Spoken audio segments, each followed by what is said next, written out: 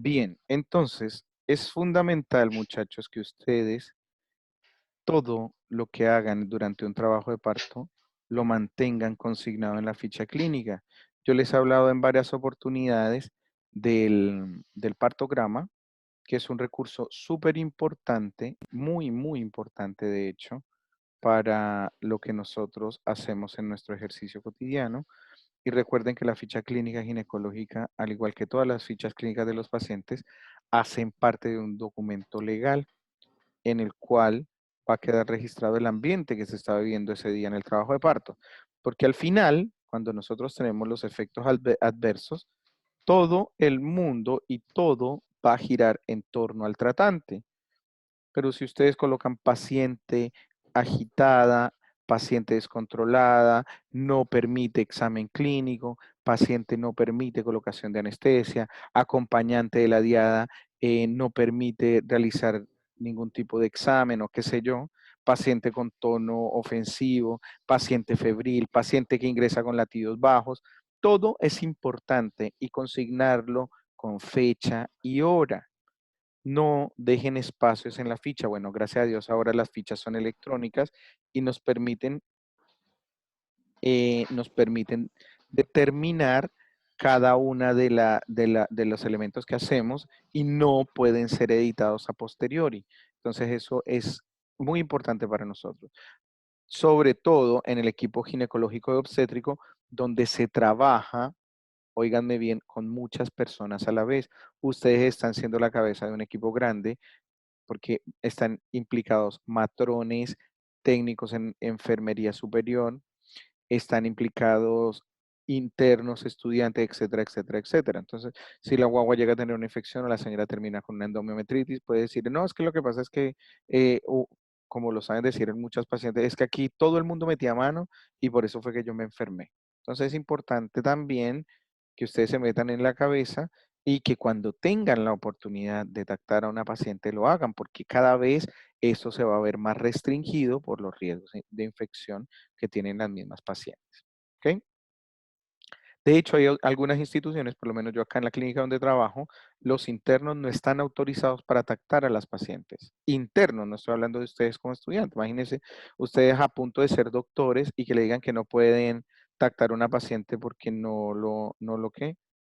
No lo logran autorizar las pacientes o no decidieron firmar el consentimiento informado. Entonces, aprovechen, todavía el Hospital de Talagante nos brinda esas oportunidades, los que son de acá de Santiago.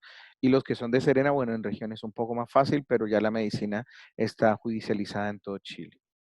Entonces, para continuar, debemos registrar la temperatura, el pulso, la frecuencia respiratoria, la presión arterial, mínimo cada 2 horas.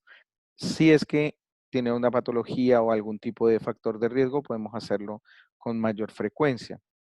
Y todo eso nos va a ir mostrando el panorama y nos va a permitir tomar decisiones. Recuerden que el dolor puede generar en nuestras pacientes diferentes reacciones. Algunas pacientes tienen reacciones vasovagales o secundarias a los medicamentos que nosotros suministremos, que les pueden hacer presentar náuseas, vómito, diaforesis, etcétera, etcétera. Incluso ansiedad, crisis de pánico. Entonces, ustedes tienen que estar preparados para abordar cualquier tipo de situaciones. En la actualidad, con el advenimiento de la migración, hemos tenido bastantes inconvenientes con las pacientes haitianas, porque ellas tienden a hacer como un ritual, como ciertos comportamientos, sonidos guturales bastante extraños, que incluso la gran mayoría de ellas no colaboran para los exámenes clínicos, entonces eso entorpece bastante el ejercicio médico en el momento del parto. En el puerperio ni se diga, muchas de ellas no aceptan la lactancia como un elemento importante en la diada, entonces hacen mastitis de manera precoz o dejan de lado el recién nacido y son cosas que impactan para uno. Entonces, todo ese tipo de cosas ustedes tienen que aprender a manejarlas porque ustedes van a ser los tratantes de esas pacientes. Con respecto a la posición materna, yo creo que ustedes han escuchado mucho hablar de lo que es el trabajo de parto y el parto respetado y o humanizado. No quiero, doctores, y ojo con lo que les voy a decir, ni siquiera es una sugerencia, es una advertencia y es una indicación de forma permanente escuchar a ninguno de ustedes maltratar a una paciente en embarazo o a ningún paciente en general. Cuando ustedes entran a una sala de partos, están entrando en un templo donde una mujer está exponiendo toda, absolutamente toda su intimidad y está confiando en usted, no solo su vida, sino la de ese recién nacido. Si ustedes ya tienen que ser sutiles como médicos generales, en un trabajo de parto o en una sala de parto tienen que ser 10 veces más sutiles. No pueden llegar gritando, no pueden llegar echando la talla o con la música a todo chancho o comentando el partido del día anterior o la serie de Netflix o discutiendo con su polola que es la matrona que está de turno, etcétera, etcétera, etcétera. Un gesto, una mirada o un comentario fuera de lugar puede echar a perder todo el trabajo que se ha realizado. ¿Ok? Entonces, por favor, pies de plomo y como dicen por ahí, en boca cerrada no entran moscas. En la escuela antigua se acostumbraba a maltratar a las pacientes, a retar a las pacientes o a obstinar a las pacientes. Vamos, vamos, mueva. Ustedes lo vieron en el video que analizamos de parto en Podálica. Ya, pues pújalo, pújalo, no puedes tener a tu guagua ahí, vas a matar a tu guagua.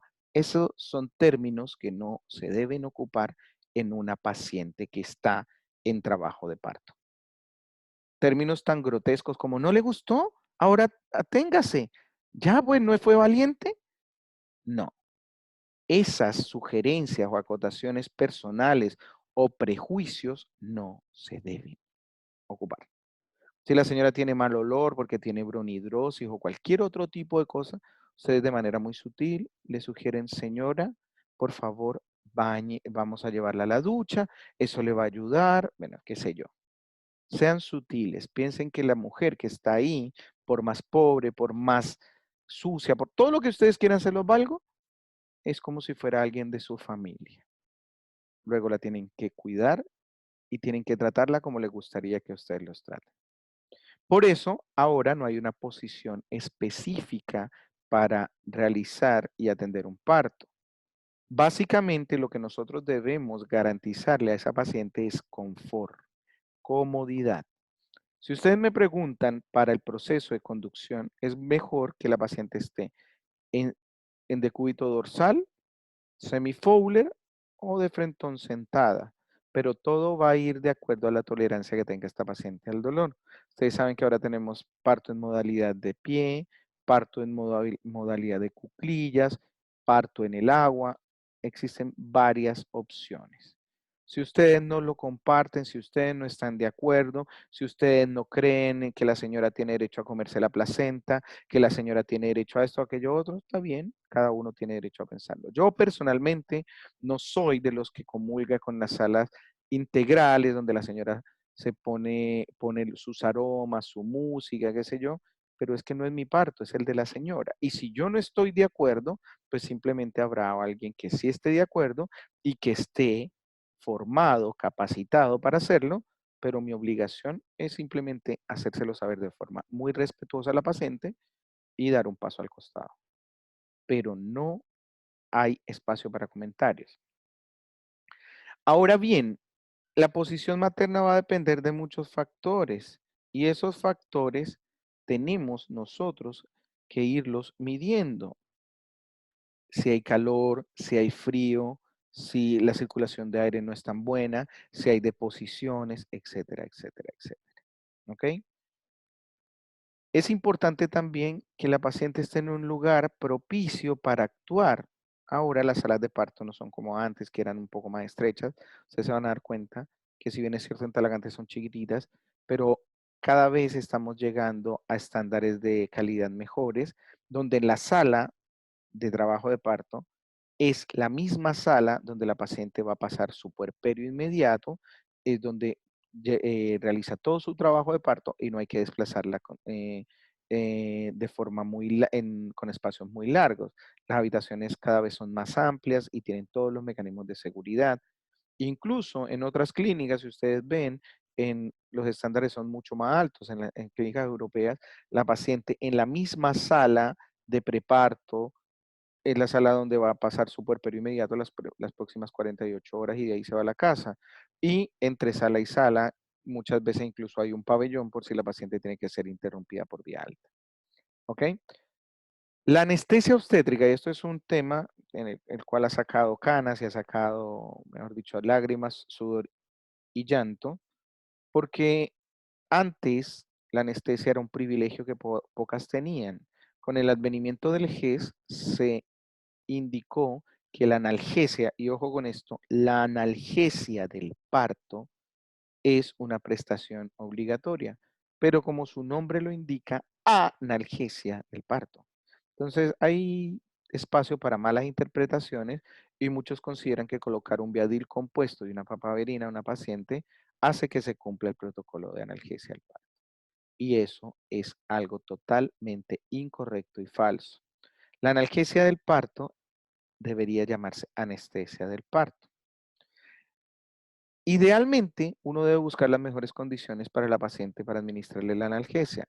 Ojalá cuando haya culminado la fase latente y tengamos un nivel de dilatación mayor a 5 centímetros. ¿Por qué? Porque eso nos va a permitir que se relajen los músculos del tren posterior y que la paciente pueda avanzar con mayor facilidad. Pero ojo que esto está sujeto a la tolerancia y al nivel de tolerancia y umbral del dolor de cada una de nuestras pacientes. Si tenemos una paciente que está llorando, la está pasando mal, desde los 2 centímetros, tenemos que conversar con ella y decirle que podemos brindarle ciertas medidas paliativas del dolor, pero que aguante un poquitito más. Dentro de esas medidas tenemos la administración eh, inhalatoria de óxido nitroso, que está demostrado que es útil como analgesia del parto en algunas pacientes. El problema que ustedes saben ahora con el advenimiento de nuestro amigo COVID-19, pues tenemos ciertas restricciones y cosas que aumentan los costos para la administración de óxido nitroso, porque las mascarillas tienen que ser individualizadas, no pueden ocuparse elementos de esparcimiento, etcétera, etcétera, etcétera. Entonces eso aumentaría el riesgo de contaminación. Pero si uno trabaja con la paciente, le indica, le va explicando cómo va a evolucionar su trabajo de parto, es mucho más fácil que nuestras pacientes toleren un poco más del dolor. La paciente tiene que estar informada alrededor del parto y el trabajo de parto. Hay muchos mitos y también hay muchos vicios. Las pacientes llegan ya diciendo, ay doctor, yo no quiero que si usted se va de vacaciones, que me opere. O, ay doctora, es que a mí me dijeron que si usted me hacía muchos tactos, a mí se me podía dar vuelta la guaguita. O, en fin, cantidades de cosas. No es que mi guagua nació así porque es que me pusieron mal la anestesia. Entonces le pasó a la guagua y eso le... No, uno tiene que ser claro, comentarle a las pacientes todo con peras y manzanas para que ella entienda qué es lo que va a pasar en el trabajo de parto, cómo se desarrolla un trabajo de parto normal y que no pasa como en las teleseries, que la señora sintió que le dolía algo, se acostó, gritó un par de veces y la guagua está en los brazos limpiecita, con ropita nueva y de ojitos celestes. Sino hay que contarle que el trabajo de parto es algo de paciencia, de mucha concentración y que lo más fácil para que el trabajo de parto llegue a una culminación certera es seguir las indicaciones del personal de salud. ¿Ok? La anestesia que está demostrado que genera mejores resultados obstétricos es la que se denomina anestesia combinada. ¿Por qué? Porque le permite a la paciente disminuir el dolor que genera la contracción uterina y a su vez le permite desplazarse. Y está descrito que las pacientes que tienen movilidad conservada durante el trabajo de parto tienden a avanzar mejor, porque en el transcurso del trabajo de parto pueden hacer ejercicios de pelota, ejercicios perineales y tener interacción con la diada. ¿Ok? Hasta aquí, ¿alguna duda o alguna pregunta, muchachos? No, todo Bien, claro. No, doctor. perfecto. Entonces, ahora vamos a entrar en un punto bastante importante, porque se acuerdan que el Jonathan creo que fue, en una de las sesiones cuando estábamos hablando de pelvimetría, me preguntaba con respecto a la utilidad que tenía esa pelvimetría en el ejercicio clínico. Y yo sé que muchos de ustedes van a quedar colgados y decir, pucha, pero es que yo no me acuerdo y no sé cuánto estará midiendo mi conjugada diagonal y el oblicuo máximo, cuánto estará midiendo el transverso, qué sé yo. Porque todos tenemos las manos de diferente tamaño y todos tenemos una técnica diferente y tienen ustedes muy poco tiempo para que aprendan de forma adecuada a hacer una muy buena pelvimetría interna. Dado este escenario, fue que nosotros buscamos como recurso realizar lo que es una prueba de trabajo de parto. Y ojo muchachos con esto, porque es de gran utilidad para determinar y para proyectar el destino de un trabajo de parto. Entonces, lo que hacemos nosotros en estos casos es observar básicamente el grado de encajamiento y descenso de la presentación. Y esto lo podemos determinar nosotros en un tiempo acotado, que puede ser entre 2 a 3 horas. Para poder hacer una buena prueba de trabajo de parto, debemos tener ciertas condiciones bien, bien definidas y debemos contar con esas condiciones. La primera de ellas es que la paciente debe tener buena dinámica uterina, es decir, mínimo entre 3 entre 3 y 5 contracciones en 10 minutos. Debemos contar con un monitor de latidos cardiofetales, si se puede dejar de forma continua mejor, para poder darnos cuenta de la condición fetal. Debemos presentar las siguientes condiciones. Uno, que la cabeza esté apoyada, ¿ok? Que esté encefálico. Dos, que la paciente esté en trabajo de parto en fase activa. 3, ahí coloco 4 centímetros, pero recuerden que eso es en primíparas, en multíparas puede ser 3 centímetros. 3, que la bolsa esté rota. 4, la dinámica. Y 5, que la paciente tenga una buena anestesia del parto. Si yo cumplo con estas 5 características, puedo ir a realizar una prueba de trabajo de parto. La prueba de trabajo de parto a mí me va a permitir definir si esa paciente que está en 4 centímetros y es primípara y yo la evalúo en 2 horas, ¿cuánto debería encontrarla con respecto a la dilatación, Marcela? ¿Con cuánto debería estar esa paciente que entró en 4 centímetros y después terminó en esas 2 horas? ¿Cuánto la debería encontrar? ¿Me escuchas, Marcela? ¿Quién le ayuda? ¿En 6? Aproximadamente en 6 centímetros.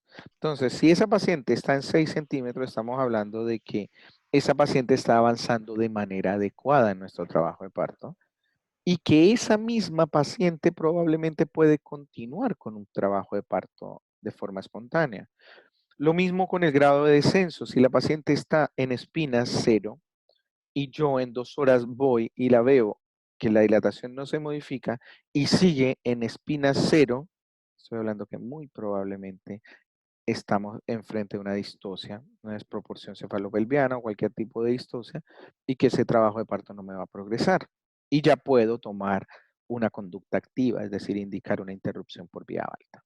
Porque puedo considerar que es una prueba de trabajo de parto fracasada o frustra y esta paciente no va a tener parto vaginal. ¿Ok? ¿Hasta ahí están claros? ¿Quedó clarita la prueba de trabajo de parto, muchachos? Sí. Bien. Sí, doctor. Bueno, hasta este momento ya nosotros hemos abordado con claridad qué es una prueba de trabajo de parto, cuáles son las maniobras del gobierno del trabajo de parto y de qué manera vamos a afrontar a una paciente a la cual queremos inducir o una paciente que queremos acelerar o conducir en su trabajo de parto. Ahora, para dar el cierre de la parte inicial de obstetricia y pasar a lo que es evaluación de la unidad fetoplacentaria, vamos a conversar en este tiempito que nos queda, que básicamente no sé cuánto nos queda, pero vamos a aprovecharlo al máximo. Vamos a hablar de parto, de interrupción del parto por vía alta, o lo que conocemos coloquialmente como cesárea. ¿Ok? ¿Dudas o preguntas, muchachos, mientras tanto? Aportes.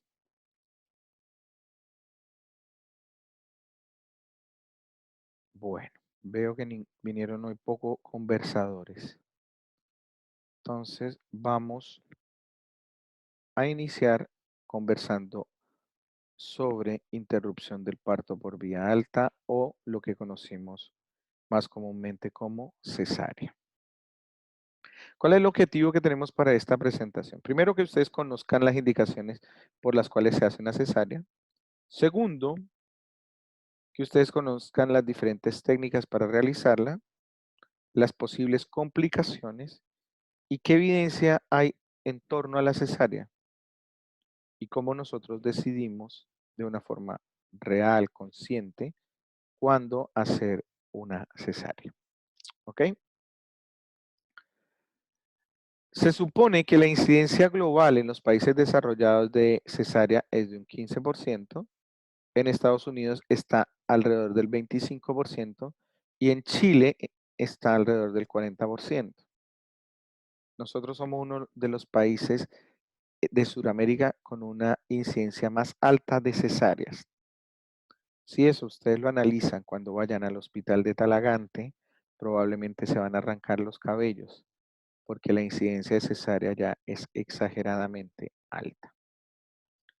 La mortalidad por cesárea fluctúa entre los 5 a 10 por 10.000 partos, ¿ok?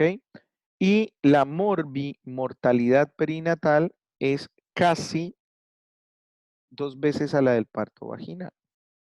Entonces uno dice, pero ¿cómo? O sea, si la morbimortalidad de la cesárea es 2 veces menor a la del parto vaginal, porque no todas las pacientes las operamos. Porque la naturaleza es sabia y así como aumenta un poco la morbimortalidad perinatal, perdón, disminuye, aumenta notablemente la morbimortalidad materna. Entonces tenemos que sumar y restar y llegar a un equilibrio. Como todo en la ginecología y obstetricia, las indicaciones para la interrupción de un parto por vía alta las podemos dividir en maternas, fetales y ovulares. Y las complicaciones las podemos dividir en complicaciones tempranas o complicaciones tardías. Las técnicas se las voy a nombrar y después las vamos a explicar. Son las técnicas de acuerdo a la incisión quirúrgica que hagamos. Está la de Fan Steel, la de Joel Cohen, la de Misgad Ladach, una clásica y una que se denomina simplificada. Para hablar un poco de lo que son las indicaciones de la cesárea con respecto a las indicaciones maternas, son aquellas en las cuales la madre corre con riesgo inminente y se debe interrumpir el embarazo. Por ejemplo, una paciente con un problema metabólico severo, pelvis estrecha comprobada, alteraciones neuroendocrinas o alguna infección activa a nivel del canal del parto, un tumor que impida la extracción fetal em, o condiciones médicas que no permitan que la paciente tenga esfuerzos en el momento del parto, como por ejemplo miopías severas, riesgo de desprendimiento de retina, alteraciones vasculares cerebrales, entre otras.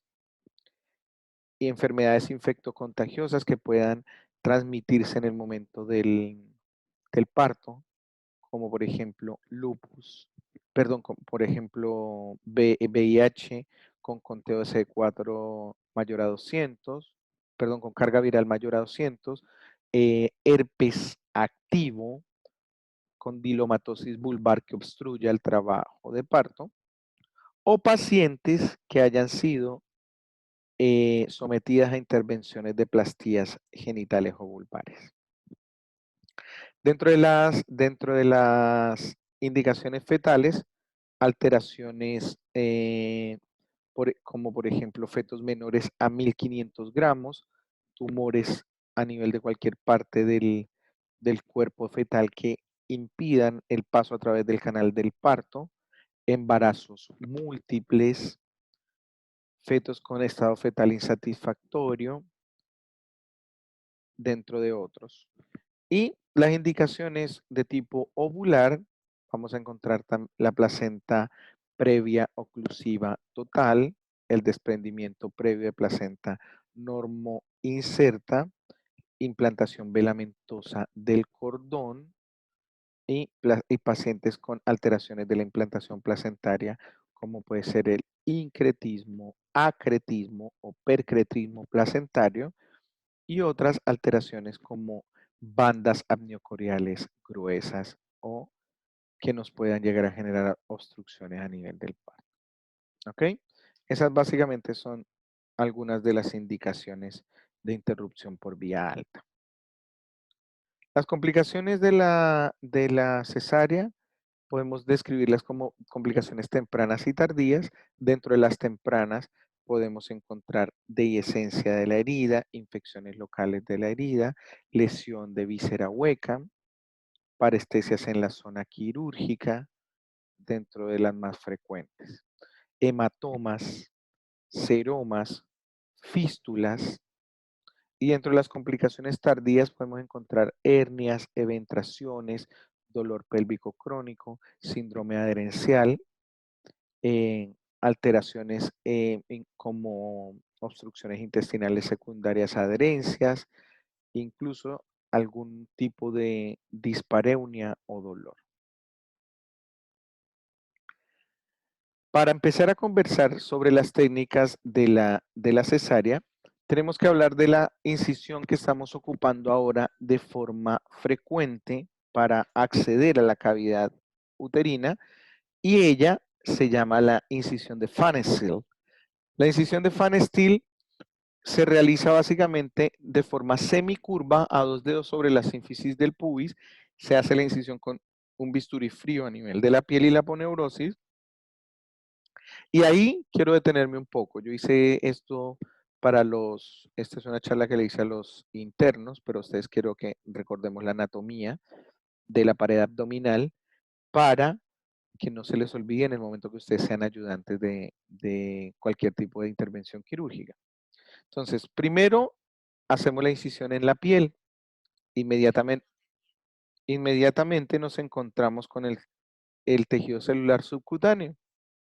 Después vamos a encontrar la fascia de Camper, si la paciente obviamente es primigesta, porque si la paciente tiene una cicatriz previa, la fascia de Camper y escarpa se juntan, se fusionan y no se pueden identificar. Después de Camper encontramos a escarpa, ¿no es cierto? Después encontramos a la aponeurosis, ¿no es cierto? Después de que nosotros encontramos la aponeurosis, automáticamente vemos los rectos abdominales con su línea alba. Una vez que separamos los rectos abdominales, vamos a ver automáticamente el peritoneo visceral. Escindimos el peritoneo visceral y quedamos expuestos al útero. Y ahí vamos a ver el útero aumentado de tamaño, por lo menos unas 15 a 20 veces su tamaño normal. Cuando vemos esta parte, es importante que tengamos claro que el útero tiene una zona en la que sus fibras son más delgadas, se encuentran más a tensión y forman lo que determinamos como el segmento uterino, que es el área más delgada de ese útero grávido. Ahí vamos a hacer lo que está denominado como histerotomía de Kerr o una histerotomía segmentaria arciforme. ¿Por qué se le dice arciforme? Porque es como una sonrisa. ¿Y por qué se hace como una sonrisa? Porque si ustedes se acuerdan de la distribución anatómica de la circulación del útero, las arterias uterinas van paralelas o por la cara lateral de ese útero. Si yo hago la incisión de forma recta, cuando haga la tracción de esa incisión, voy a pasar a llevar las arterias uterinas. En cambio, si yo la hago en forma de sonrisa o arciforme, cuando yo abra la incisión va a tender a irse hacia arriba, respetando los ángulos de las arterias uterinas. ¿Ok? Posteriormente a eso, se hace la amniotomía, es decir, la rotura de la membrana amniótica con la salida del líquido amniótico. Una vez sale el líquido amniótico, el operador, en este caso el primer cirujano, introduce su mano para elevar, llámese, obviamente si la paciente viene en una presentación cefálica, mientras el ayudante realiza una maniobra de Christeller, es decir, una compresión sostenida en el fondo uterino a nivel del borde subcostal donde la guagua tenga el polo contrario a la cabeza o el polo contrario al potito si está podálica. Esta maniobra debe ser una maniobra sostenida pero sutil, porque resulta que no todas las pacientes están en las mismas condiciones. Y si nosotros, por ejemplo, hacemos una maniobra de compresión fuerte, desordenada, en una paciente con un síndrome de HELP que puede llegar a tener un hematoma de la cápsula de Gleason, pues cuando le apretemos el abdomen podemos romperla y estamos generándole un problema mayor a esa paciente. Entonces debemos tener en cuenta eso. Una vez se extrae el feto, se lo pasamos al pediatra para que él haga la adaptación, el secado del Vermex, de la vía oral. Recuerden que muchas veces si la guagua, si nosotros cuando hacemos la amniotomía observamos que hay salida de líquido meconial, no debemos extraer el completo de la cabeza del feto, o sea, el completo de cabeza y cuerpo del feto, sino tenemos que esperar a que el pediatra haga una aspiración precoz por vía oral y posteriormente extraer el producto.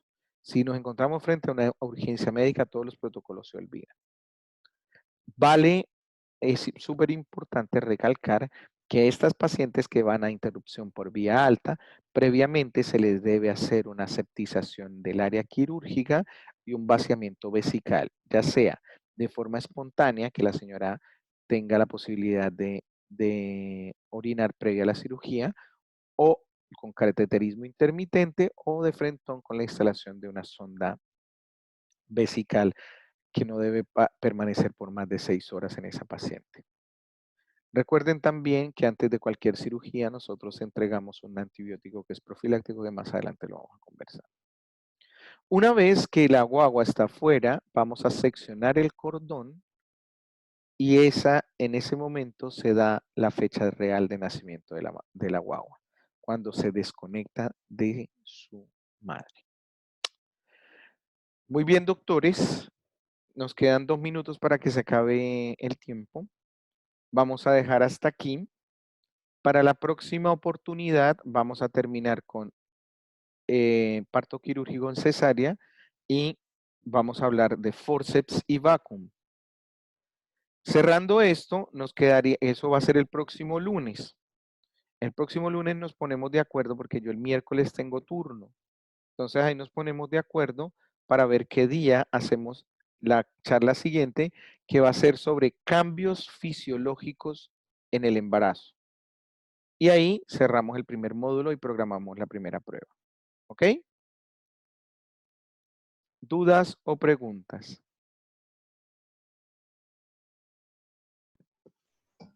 No, pero bueno, yo no, doctor, gracias. Muy bien, muchachos. Entonces, nos vemos, si Dios quiere, el día lunes a las 2 de la tarde. Por favor, muchachos.